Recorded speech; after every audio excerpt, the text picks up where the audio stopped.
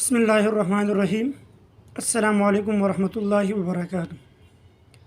اکثر دوست احباب پوچھتے ہیں شب معراج کے بارے میں کہ کس تاریخ کو ہوئی تھی اور اس میں ہمیں کون سے اعمال کرنا چاہیے، تو مناسب سمجھا کہ ایک ویڈیو کلپ بناؤ جس میں یہ وضاحت کر دوں کہ شب معراج کس تاریخ کو ہوئی تھی اور اس میں کون سے اعمال کرنا ہے۔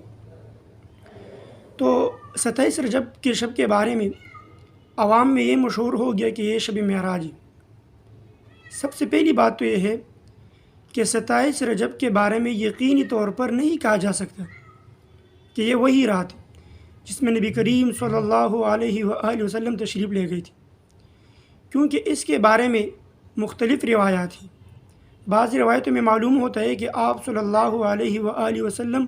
ربیع اول کے مہینے میں تشریف لے گئی تھی، اور بعض روایت میں رجب کا مہینہ اور بعض روایت میں جو مختلف مہینے بیان کیا گیا ہے، اس لیے پورے یقین کے ساتھ نہیں کہا جا سکتا کہ کون سی رات صحیح معنوں میں معراج کی رات تھی جس میں ان حضرت صلی اللہ علیہ وآلہ وسلم معراج پر تشریف لے گئی۔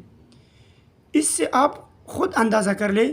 کہ اگر شب معراج بھی کوئی مخصوص رات ہوتی اور اس کے بارے میں کوئی خاص احکام ہوتے تو اس کی تاریخ اور مہینہ محفوظ رکھنے کا اہتمام کیا جاتا، لیکن چونکہ شب معراج کی تاریخ محفوظ نہیں ہے تو آپ یقینی طور سے 27 رجب کی شب کو معراج قرار دینا درست نہیں۔ پھر دوسری بات یہ ہے کہ یہ واقعہ معراج ہجرت سے پہلے مکہ مکرمہ میں پیش آیا۔ اس واقعے کے بعد تقریباً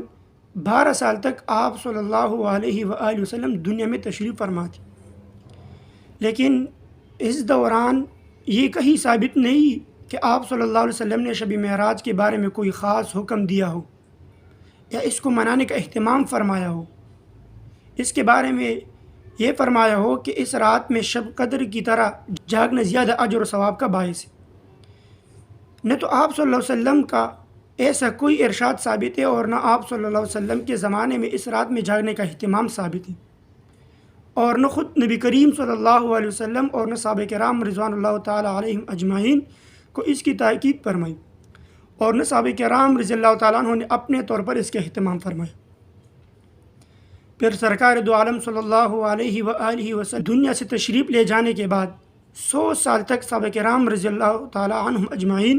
دنیا میں موجود رہے۔